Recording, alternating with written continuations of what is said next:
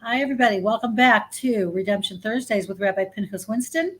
I am Yehuda Shamroth. I live in Ramat Beit Shemesh, Israel, and I'm proud and very honored to be able to present Rabbi Winston nearly every single week. And he's so kind and generous with his time to give us his Torah, which is always deep and very meaningful and very relevant, especially in today's day. You He's haven't written got you haven't got the bill yet. Okay. Yeah, it's going to be a pretty big one. I haven't gotten one at all yet. Strategy for the End of Days is his newest book. Out of how many, Rabbi? How many have you written? Uh, Multiple. It's like you don't yeah. want to count grandchildren. You don't want to hundreds of books. The most recent one I could find near to this topic is another one that he wrote called Survival Guide to the End of Days. I'm not showing it very well. All right, I'll have to show it later. But that's my most recent End of Days book, I think, and I'm ashamed to say I don't have the new one, so I have to get It's busy on the way. It's on the way. way. Okay, and Rabbi, don't forget to check the Rabbi's websites. His newest one is sharnunproductions.org. It's very tiny underneath of his name, along with 36.org, where you can read Parsha Hashavua, the reading of Parsha of the week from the Bible. You can also get all kinds of interesting videos and Torah lessons on every topic Jewish, including end of days and reincarnation and other important topics. So, Rabbi Winston, without further ado, thank you for joining us. Thank you very much. Okay, continuing on with this theme, which we'll stick with for a while because it covers a lot of topics, important topics. What does it mean to have a strategy for the end of days? There's a strategy to fight a war. There's a strategy to deal with financial things. How do you strategize for the end of days? And the answer is simple: that it's not just that certain events are going to happen and you have to brace yourself for them, but they're meant to accomplish something. They're meant to bring something out. History has a very specific purpose going back long before matter existed. As random as history might seem to be from time to time, and life may seem, it's not at all. Everything is calibrated. Everything is calculated. God has worked the whole thing out. He's above time. He's not bound by time. He's not bound by space. All the limitations of experience, he doesn't experience at all whatsoever. And so everything has already happened for him. It's already unfolded. He knows the end of the story before before we even knew the beginning of the story. It's all been set out, and we have free will to participate in that in one way or another way. And there's things going on.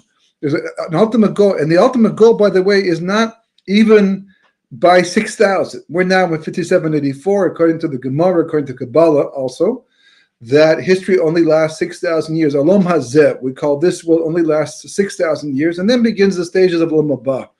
There's, the final day of judgment for everybody to determine what their portion is going to be, but it's all laid out, and we're making choices on an ongoing basis to accomplish something, whether we know it or not. The basic rule of thumb is either history happens, because of you, or it happens through you. Now, either way, it's going to happen no matter what. This is what Mordechai tells Esther. It's a fundamental. He says to Esther that this redemption from Babel has to come. It's going to happen anyhow, no matter what, regardless.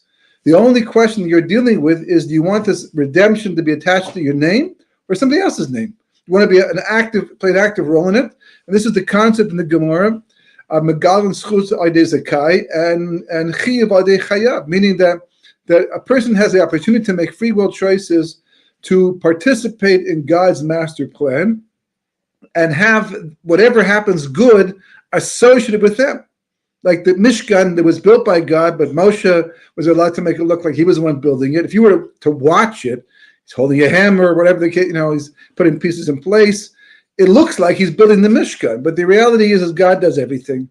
And we have a chance to be a part of that by willing yourself. People often ask the question, what about Ishtadalus? What about making an effort? What about making free will choices to do something? Not just, but the truth is, from a Torah perspective, the ultimate Hishtadalus that we make, well, that's the technical term for making an effort. There's bitachon, where you rely upon Hashem and trust in Him and let Him take care of things, and you just not sit back necessarily, but let Him take care of things.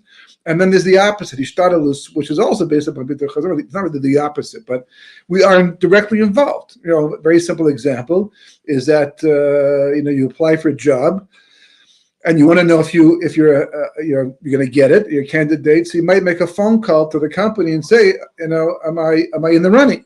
And they say, yes, don't call us. We'll call you as soon as we know. And you hang up. And at that point in time, some people call back anyhow, hoping to get somebody else, or they're simply a nudnik, and that causes more problems for them. And that would be too much ishtalus, because it's more than what's reasonable. But if a person were to say, okay, I've done my job. I showed God that I cared about this job and our parnasa. I've made my effort physically, but now it's up to him to decide how it's going to play itself out. And that's across the board and everything.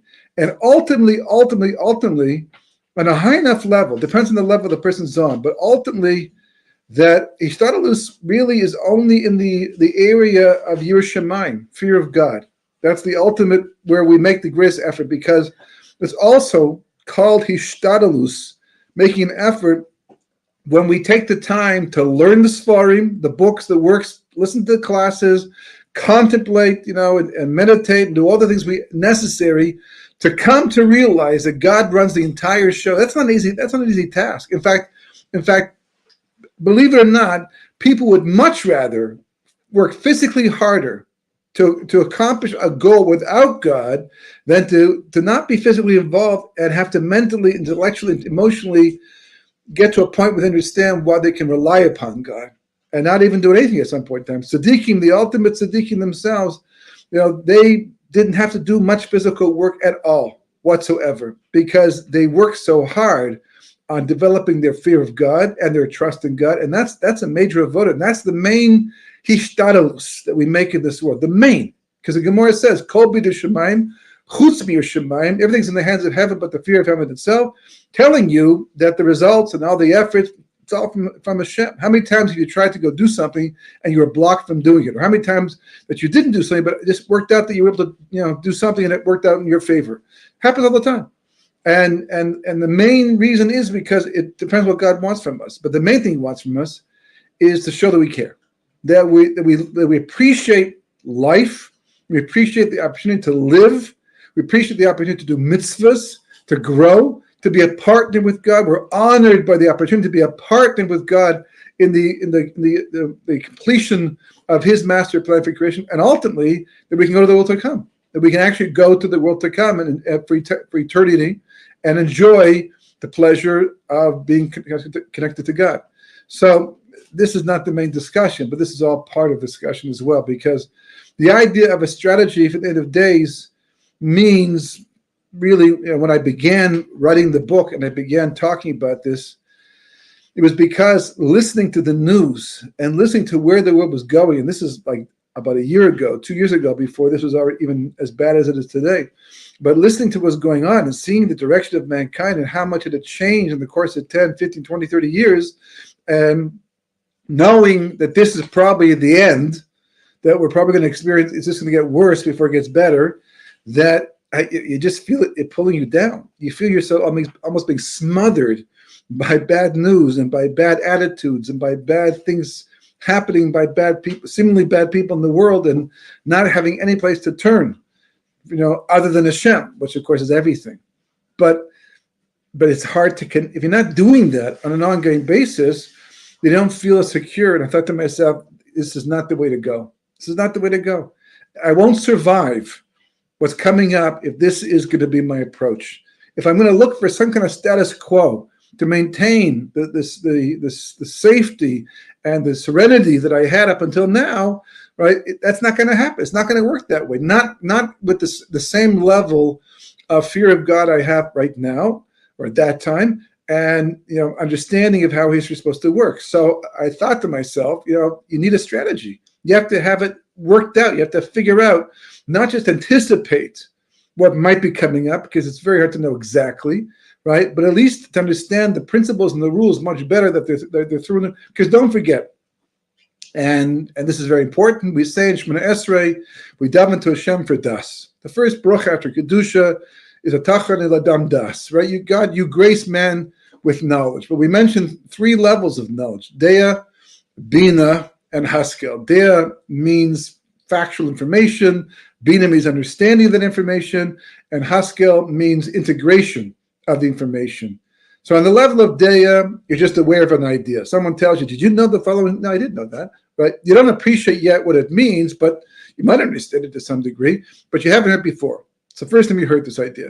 All right, that's Data. Bina, you think about it and you contemplate it. Well, if that's true, it must be that this is like that, this like, and you still don't necessarily live your life by it yet because it's still new, but you at least appreciate on some level, what the idea means to life. And the last level is Haskel, from the word Seichel, where you become one with the concept. There are ideas that we are one with. They're so part and parcel of who we are that if we violate the idea, we violate ourselves. We can't live with ourselves if we do, like murdering somebody else, an innocent person. Some people can murder without thinking twice, and they go home and they live with themselves because they're so detached from the goodness inside them. But other people, they are connected still, and they have their limits. They might cheat on their tax returns. They might not mind shortchanging somebody accidentally, not purposely, accidentally, right? They might ding a car and say, well, that's not such a bad dent, and drive away, which happens a lot, unfortunately, right? It's a little bit of a hit and run. But come certain things, bigger things, where with major consequences, they can't. As much as they'd like to, they can't. Because they know they go home, they're going to feel terrible about the situation, and it'll make their life more miserable than it would if they were to own up to what they did. And that's true about so many concepts in everyday life. That has to be true about the purpose of creation. That has to be true about what we're doing here. And the most amazing thing is how much we don't know, what the bottom line is. Yeah, you need to get to the will to come. Yeah. And you get to the will to come by learning Torah and performing mitzvahs. That's all true. But is there more?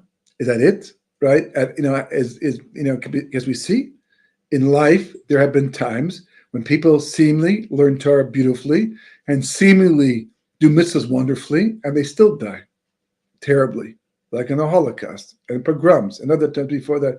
What's going on? What's going on? How does it happen?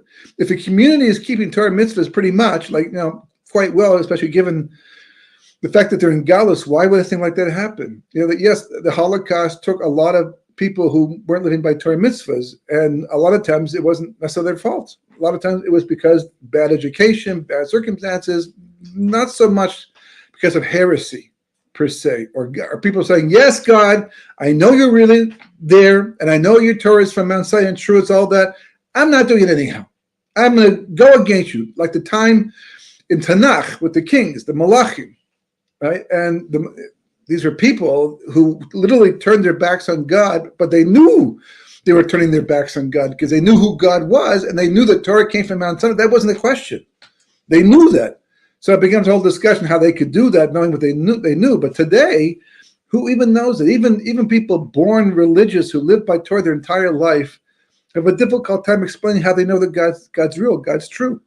And sometimes their belief gets shaken up because they all of a sudden get exposed to things that don't make sense in their framework of thinking that they were handed, it was handed to them, generation to generation, and it's still incomplete. So it's very hard to determine culpability, but certainly people who believe and they know how they believe and why they believe, and they're putting their life into what they're doing, why should they have to suffer? Why should they go through what they go through? So it raises the issue: is there more than simply getting, learning Torah mitzvahs? And this is very important because, contrary to what many people think, learning Torah and performing mitzvahs clearly is not necessarily enough to protect you. It is clearly enough, is absolutely enough to be able to get to the will to come. Yes, every second you learn Torah, you get schar, reward in the will to come. Every mitzvah you do, you get reward in the will to come. Every extra ounce of self-sacrifice you add, you get more in the world to come, but not necessarily it will protect you from the enemies in this world. Why not? Why not? I mean, the Gemara does say that learning Torah should protect the person, or the mitzvah doing a mitzvah should protect the person. Should, but it hasn't always. So we fall back on things like that. It's because of the fact that people didn't do it with the proper intention. I mean, classically, the Gemara itself has the question in the last daf of Chulin, talking about how certain mitzvahs promise you long life, and the Gemara also in Kedushin as well those that need to get to Chulin. But the Gemara says that a certain boy was fulfilling the mitzvah honoring his father and mother by going after a shulchan khan, a young the young birds that send the mother away, and he did exactly right. So he's doing two mitzvahs. Those two mitzvahs of honoring your father and mother and sending away the mother bird, both are mitzvahs that promise you a long life. And the way down the ladder broke and he died. So the Gemara says, how's that possible? And the Gemara starts to examine it. The Gemara starts to say, well, first of all, who says that when it says long life, it means in this world? It could also mean a long life in the world where life is long. And where's that? The world to come. But every mitzvah basically promises you that. Every mitzvah is for the world to come. And even if it doesn't promise you, if you get to the world to come, you're already going to have a long life forever. That's eternity. You don't die in the world to come. So that's a little bit, awkward, that answer. Another answer, yeah, it only helps you as long as you're in the midst of the mitzvah. But if you stopped in the mitzvah, so you're no longer protected. But that doesn't seem quite fair. You have to get back to the tree again. Another answer is he started to think about things he shouldn't think about, like idol worship, for example. So normally in Avera, you have to carry it out to be guilty of it. But idol worship, you only have to think about it. You just have to think the wrong. But he's like, here he is doing his father's will, climbing the tree, getting doing the mitzvah shluchah kat, and all of a sudden he's doing idol worship. On a pshat level, we might be forced to answer questions that way. But on a deeper level, it can't be. It can't be. I mean, it could be, and it is, but how? Why? What? So that starts to push us in the direction of other answers, deeper answers, more mystical answers, Kabbalistic answers that imply there's more to history than we're being told on an everyday level. There's more to life than we might have understood up until now. And if history is about the fulfillment of those goals, somehow ultimately that's what's going on is for the sake of accomplishing that, then again, it can either happen because of you or through you. In other words, as Mordechai tells Esther, it can happen because of you or through you, meaning that either you can take the initiative, you can say, okay, I'm going to take history by the horns and go with it. I want to know what needs to be done. What is supposed to be accomplished by this exile, by this life in this world? What am I supposed to do? Figure it out and then start doing it. What is the war of Gog and Magog just because God says enough is enough and I'm going to destroy mankind, or is most of it, as a threat? Or is the war of Gog and Magog meant to accomplish a specific purpose? So, obviously, latter, especially once you start into Kabbalah. You get into Kabbalah, so then you begin to see principles and rules of history that are actually mind-blowing. And we discussed a lot of these in the past, like Kasher Chmana, Mysteries of Hashem, Mimas Tachbulis, which is God's kind of roundabout way of accomplishing things to make it look like it's not happening, but it really is happening. And we're constantly like, oh, Shul Fanai, which is too hard to go to right on the spot, but and Elilus, which means pretext, where God, for example, made Yaakov love Yosef more, so that the brothers would become jealous and sell their brother down into slavery, so that the whole family would go down to Egypt like they're supposed to, because it was prophesied to Avraham Avinu that we'd go down, and this was God's way of making it happen. So the whole thing with the brothers is a pretext. It's like, so how guilty are they in the end? Okay, good discussion, to understand. But it just goes to show you how God's working on multiple levels. We just oversimplify things so incredibly much, and we shortchange ourselves. So the vast majority of history are letting history happen to them, whatever, just going with the flow, hoping against hope that somehow they won't drown, they won't be affected, that somehow it will miss them. Just like, for example, the Jews in Portugal, the Jews in Spain thought maybe we're far enough away from the Nazi regime that they won't come get us. They can't come get us, and will somehow escape it, and they didn't. They got there too, and other places as well. And they almost got to England even, that without the Battle of Britain was a very close call in the end. But Baruch Hashem, the war started to turn around that time, and it was pushed back. And out of 11 million Jews, 6 million is half the European population of Jews. It's a lot of people, who got caught up in the entire thing, and in a terrible way. Not just death, but terrible death at the same time. So again, the strategy becomes, can I be focusing on something or some things, knowing what God wants from the world and me within that world? Maybe, just maybe, if I do those things now, I will be able to rise above the situation and not be affected by it, and also have that fantastic merit of being connected to the success, like Moshe and Mordechai and Esther, et cetera, et cetera.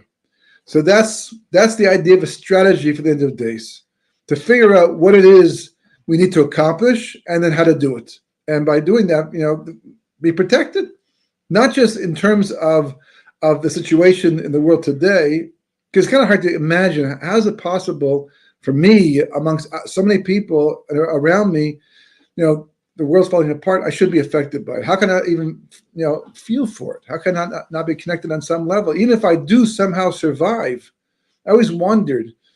I never spoke to anybody about this. I never met anybody who could tell me, but I always wondered what it was like making Shabbos in America during the Holocaust. At first, I don't think they really knew the full extent that was going on, but they knew enough. And the truth is, I don't have to ask that question anymore so much, not as much at least, because we have an opportunity.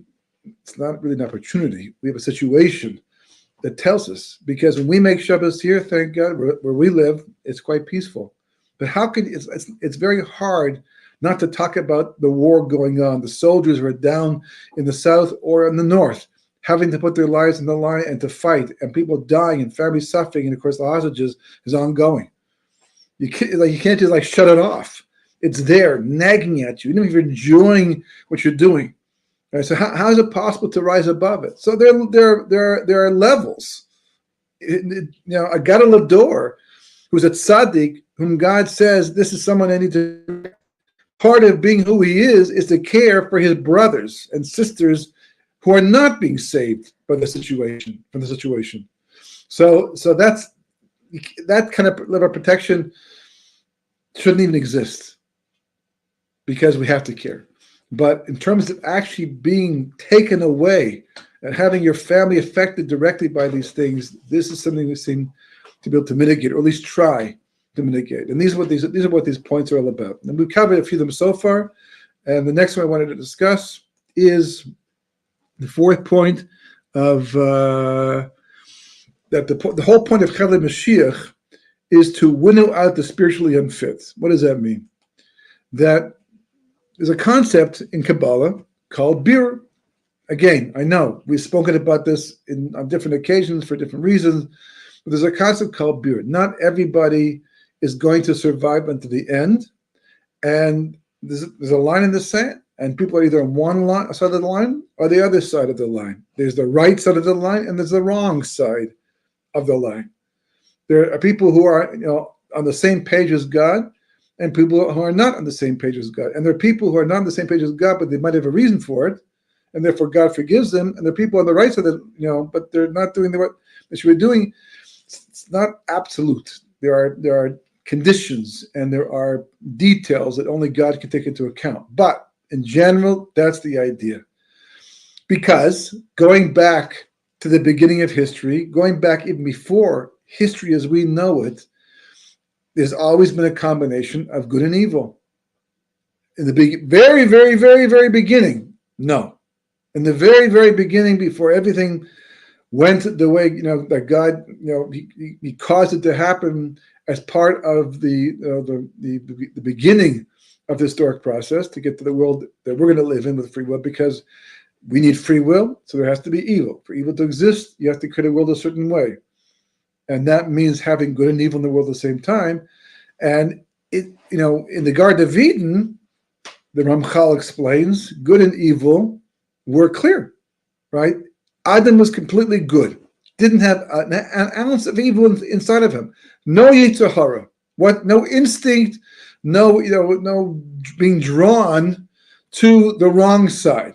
doing things for the wrong. They couldn't even imagine abusing anything within creation. It was just clear we're here to serve God and nothing else. So how could he didn't make the mistake? Well, he made a mistake trying to serve God. He did the right thing at the wrong time. It was completely Shem Shemayim, completely for the sake of heaven, completely for the sake of rectifying creation, but it was premature. Chava too, she meant no wrong. She meant no evil. But the Yetzer Hara, in the guise of the snake, which was really just the Sitra Achra, the Satan inside the snake, came, talked to her, confused her. But the truth is, by the time the snake came to talk to Chava, the world had already been transformed by Adam's part of the sin. And though at one point in time, the only place where good and evil are mentioned is the tree, the Eitz Hadas Tov V'Ra. The Nachash, in the beginning, the Gemara says the Nachash was just, he was a good guy. The Nachash was meant to be a helper, a friend of man and woman, to serve them.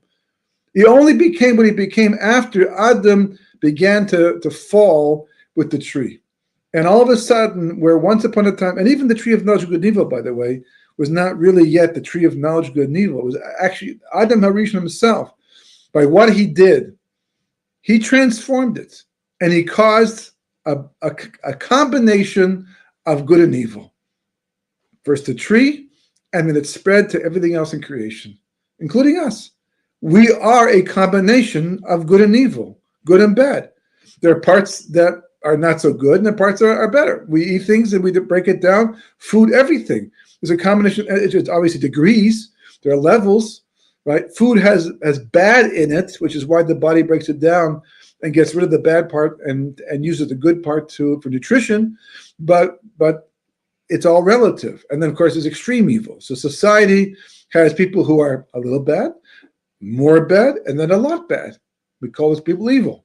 So everything, as a result of the Chet Eitz Hadas Tov V'Ra, Adam's Chet, but part of God's master plan. No accidents here. Even though it's a sin, no accident. It's all part of the master plan. So at that point, right, when he caused it to happen, so then the Gan Eden, the Gar David, disappeared. It was nostalgic, it says. It was removed from creation. But the reality is, you don't have to remove it. We lost the ability to perceive it because the Gan Eden was not a place where evil could exist. And once you had evil spreading to all of the world, so now Gan Eden couldn't be down in our world. It's on a higher level. The whole creation descended spiritually. At one point, it was not even so physical. Adam was made from kasnas or. His skin was more like light than skin that we have today. He caused the physicalization of himself and the world, and this is what we got. This is what we're left with. And this world, down on a very low level, where the forces of impurity and evil can get to us and do all the time, this is called a Tarovis of Tov V'Ra. And history, from that point onward, synonymous with going back to the Garden of Eden, is all about separating the good from the evil, separating it out. And when you do that, you rectify the world and you rectify yourself. And this can happen in various different levels, different ways. As we said, eating a fruit, eating a vegetable, just eating food in general, chewing the food, digesting, your body will separate the good from the evil. Get rid of the evil, and then you'll digest the good. That's the way creation has been set up.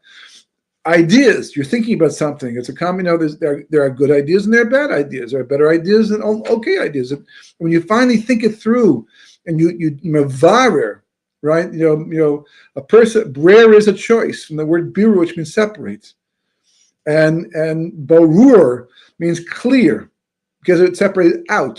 As long as things are mixed together, even what's good and bad, it's hard. That's like white and black paint. You put them together, you get great paint. The black's there and the white's there, but you can't see them because they're combined together. You separate them, and it's clearly black and it's clearly white. And this is the ongoing process of history. And the ultimate, again, you can do it in your own personal life. When a person becomes a chosi b'tshuva, a classic case in point,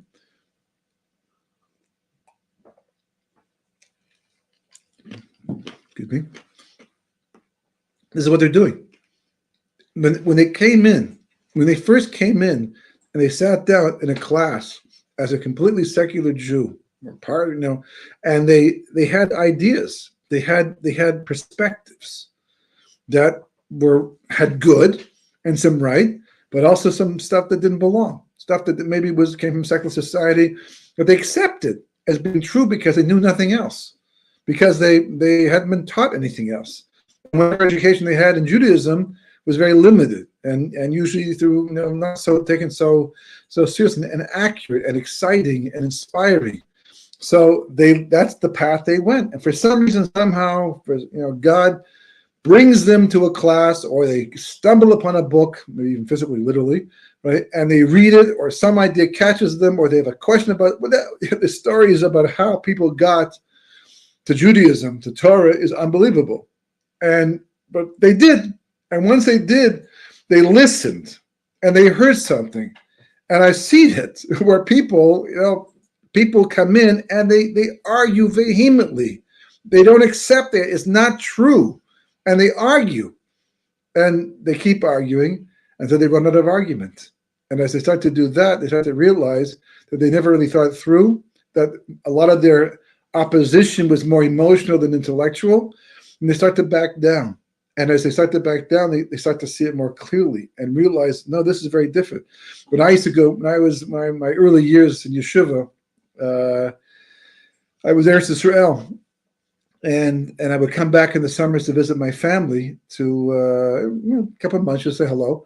And invariably, I got into discussions with a lot of people who I knew before I had become religious, and they still were not. And some people were curious, and they wanted to know. They asked questions, and some people just had questions in general, and sometimes just about Israel. But in having these discussions, it would be amazing how many times that people would come to me with a question, and it was like 4 or 5 ideas combined together, and combined together was confusing.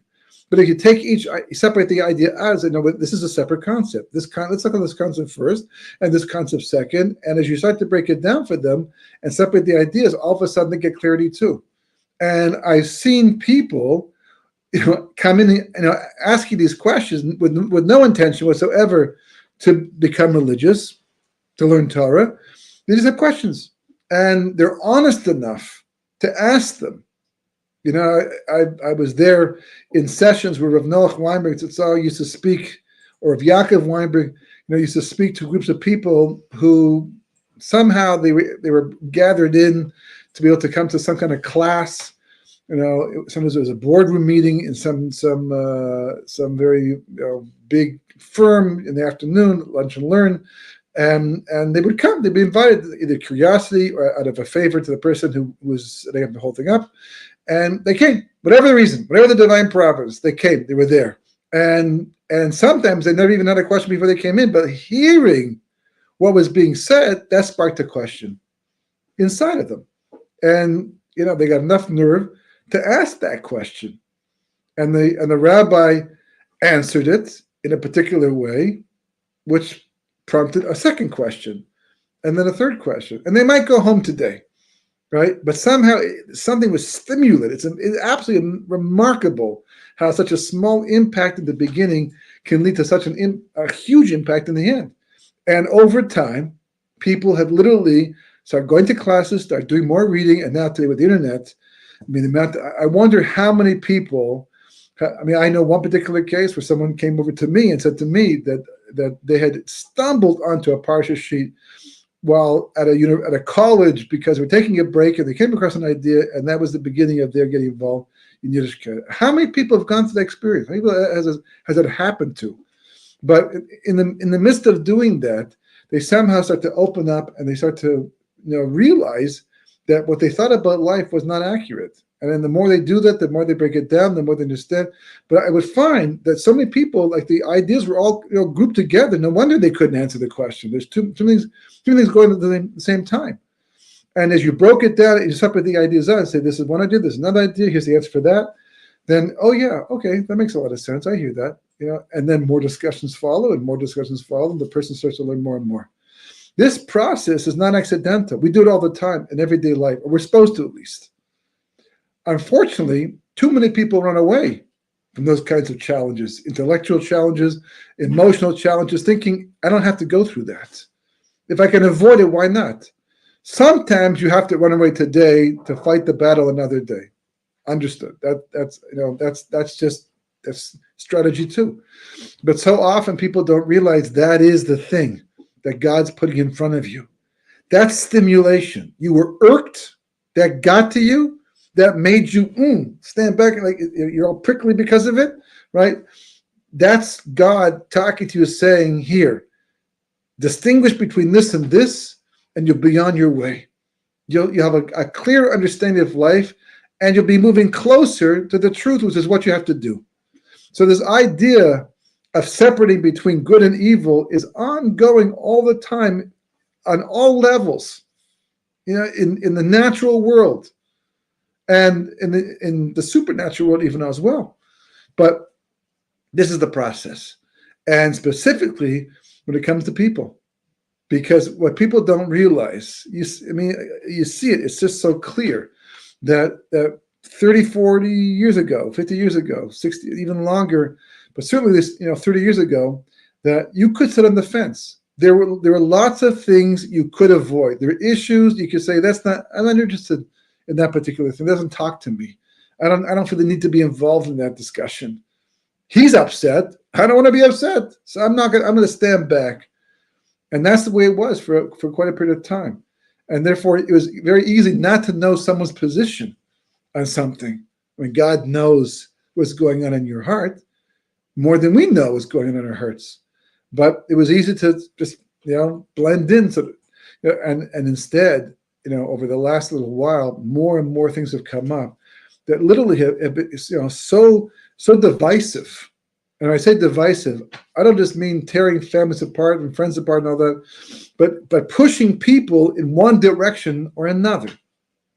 And the more that push takes place, the closer we come to the end. Because as we see from past redemptions and history in general, the rules of creation we're talking about, that ultimately speaking, when God lowers the boom and he closes the curtain on history, where you will be standing at that time will be a function of your free will choice that you will have gotten to because you took the time to clarify who you are, what you believe, and where you stand, and the issues that God has been throwing at us and through the world, through the media, through leaders, through even our own friends and family and educators, whatever has come into our sphere, of existence, and we're aware of it, and it touches us, and it makes us think, it makes us ask. That's God. That's God asking a question, one question. Who are you? I mean, I know who you are, but do you know who you are? What do you think? What do you believe? Where do you stand? Because when it comes to the end of everything, that's what it's all about. That's what's going to happen.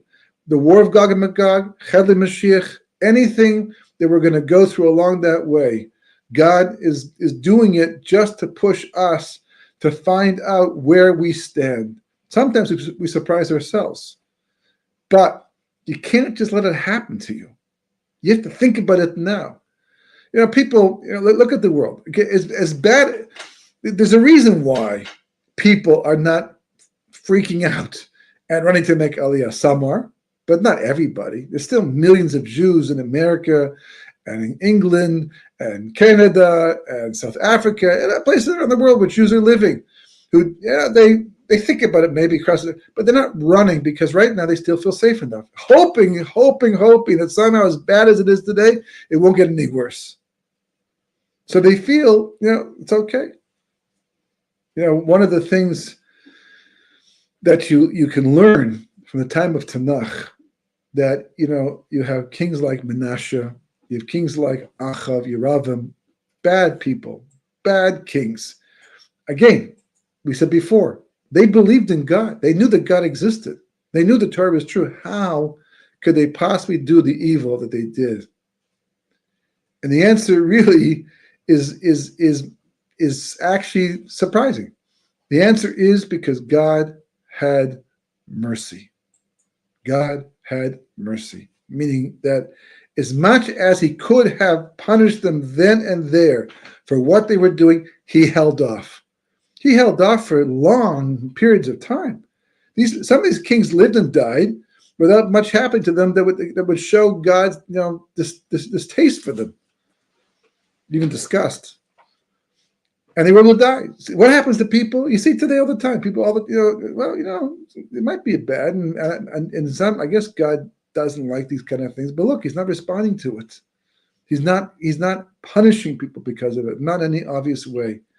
So even though this is psychological reality, a certain cognitive dissonance, that we know that this could come back one day, certainly the world to come on the day of judgment, all the truth is laid out. There's no trial period. There's no time to do tshuva.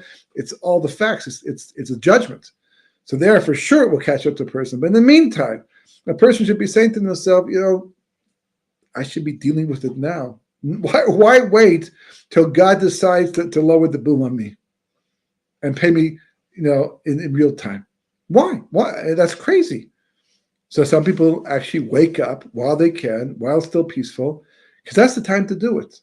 The Gemara says, a person doesn't do a sin unless a spirit of insanity enters them. They have to be insane to do a sin. It's talking about people who believe in God, Torah, and obviously people today would be considered technically insane because they don't believe in God. And they don't, they do sins thinking it's the right thing. That is a level of insanity from the Torah's perspective. But we're talking about people who know better. They're clear, and they still do the Avera. So you have to be crazy. You have to be out of touch with reality to do a sin. So then the question is, if that's the case, so why can't I just simply plead insanity on Yom Kippur and not have to do all the vidu I do? Why am I culpable? And the answer is you're not really culpable for the sin. You're culpable for not having prepared yourself for the situations where you're going to be tempted and then fall to the sin and do it anyhow. In other words, it's during the quiet moments. It's during the times you can think. You have the luxury of time to think and to work things out and to do the research. It's running out. We're getting more. It's getting more tense and more distracting all the time. But there's still time to do that. That's Ezu Chacham, that's a true Chacham, a true wise person who looks ahead and says, okay, I may not be able to deal with the situation later on, so let me deal with it now while I can, while still quiet. So don't be fooled by the fact that what's going on today, as bad as it is not as bad as some people think, it can become. The only reason that everything is still going on today is not because God stopped paying attention, not because God stopped caring, and not because people are not culpable for what they're doing. It's because God is simply having mercy. He's holding back to give us a bit more time to work on things before there's no more time left. And then you just face the music, whatever happens at that point in time. Think it through now, right? Make that separation. Decide on what side of the line that you exist, you want to exist, you should exist. And if you don't know, ask people who can tell you and help you. And then find out what's missing, and then make that change so that you find yourself when the music does finally start or end, right? You are on the proper side of the line, and that is one of the best strategies you can have for the end of days. Shabbat shalom.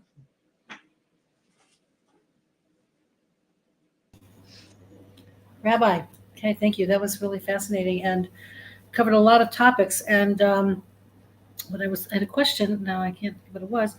Because I was focusing on what your wrap up was, but I guess what you're trying to say is that we have to decide where we stand, on the side of God or the side of the world. Yeah, and what it means, it's really, you just can't. That's just the start of it. But what does it actually mean to be on that side? And every aspect. Part of the preparation for what's coming. Yes, yeah. It's like being prepared, like you always talk about. Gemara always talks about being prepared for Shabbos. You can't wait until 2 minutes before Shabbos to start cooking.